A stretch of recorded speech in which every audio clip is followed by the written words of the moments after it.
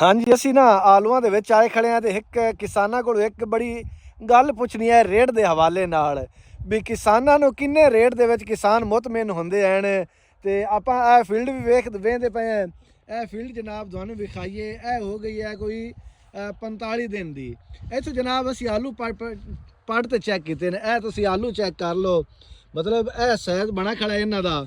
ਜ਼ਹੂਰ ਅਹਿਮਦ ਹੁਣ ਤੂੰ ਨਾ ਆਜਾ, ਜਿਵੇਂ ਤੁਹਾਡਾ ਖਰਚਾ ਹੋਇਆ ਖੜਾ ਹੈ ਆਲੂਆਂ ਦਾ, ਸਾਫ਼ ਜ਼ਾਹਿਰ ਹੈ ਇੰਨਾ ਖਰਚਾ ਹੈ, ਇੰਨਾ ਠੇਕਾ ਹੈ। ਹੁਣ ਤੂੰ ਦੱਸਣਾ ਸੋਚ ਸਮਝ ਤੇ ਬਈ ਆਲੂਆਂ ਦਾ ਕਿੰਨਾ ਕੁ ਰੇਟ ਹੋਣਾ ਚਾਹੀਦਾ ਹੈ ਜਿੰਦੇ ਵਿੱਚ ਤੂੰ ਮੁਤਮਿਨ ਹੋਣਾ। ਦੂਜੇ ਕਿਸਾਨਾਂ ਦੀ ਨਹੀਂ ਗੱਲ ਕਰਨੀ, ਤੂੰ ਆਦੀ ਗੱਲ ਕਰਨੀ ਹੈ ਕਿੰਨੇ ਰੇਟ ਤੇ ਤੂੰ ਮੁਤਮਿਨ ਹੈ। ਜੀ ਅਗਰ ਨਾ ਕੱਚੀ ਪਟਾਈ ਕਰੀਏ ਨਾ, ਇਹ ਤਕਰੀਬਨ ਅੱਜ 45 ਦਿਨਾਂ ਦੇ ਨੂੰ ਤੇ 60-65 ਦਿਨਾਂ ਦੇ ਪਟਿਆ ਤੇ 50-55 ਬੋਰੀ ਨਿਕਲ ਸੀ। ਅੱਛਾ, ਤੇ ਤਕਰੀਬਨ 1.5 ਲੱਖ ਰੁਪਈਆ ਦੇ ਤੇ ਬੀਜ ਦਾ ਖਰਚਾ ਮੁੱਲ ਦਾ ਪਾ ਕੇ ਨਾ ਠੇਕਾ ਸ਼ੇਕਾ ਵੀ ਸਾਰਾ, ਠੇਕੇ ਤੋਂ ਇਲਾਵਾ ਖਰਚਾ 1.5 ਲੱਖ ਰੁਪਈਆ ਹੋ ਜਾਣਾ। ਤੇ 1 ਲੱਖ ਤੇ 10,000 ਰੁਪਈਆ ਕਿਸ਼ਤ ਆਂਦੀ ਪਈ ਤੇ ਤਕਰੀਬਨ ਹੋ ਗਿਆ 2 ਲੱਖ ਤੇ 60,000 ਰੁਪਈਆ।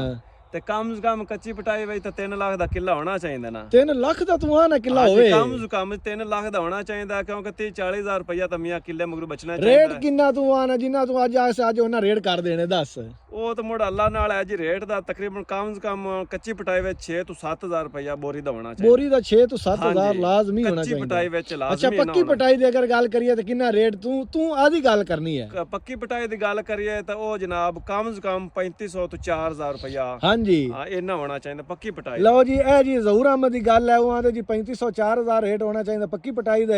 ਕੱਚੀ ਪਟਾਈ ਦਾ ਉਹ ਆਂਦਾ ਜੀ 6 ਤੋਂ 7,000। ਤੁਸੀਂ ਕਮੈਂਟ ਵਿੱਚ ਦੱਸਣਾ ਹੈ ਤੁਸੀਂ ਆਦੇ ਖਰਚੇ ਜਿੰਨੇ ਕੀਤੀ ਖੜੇ ਨੇ।